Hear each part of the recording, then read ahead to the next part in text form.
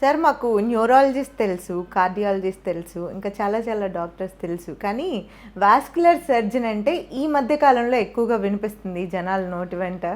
అసలు జనరల్గా వాస్కులర్ సర్జన్ని ఎలాంటి సందర్భాల్లో కలవాలి, ఎలాంటి ట్రీట్మెంట్స్ మీరు ఇస్తారు, ఏ ప్రాబ్లమ్స్కి ఇస్తారు?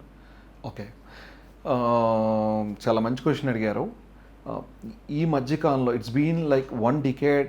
నాకు వాస్కులర్ సర్జరీ అయిపోయి 10 సంవత్సరాలు అయిపోయిందండి. 2015 నుంచి ప్రాక్టీస్ చేస్తున్నాను.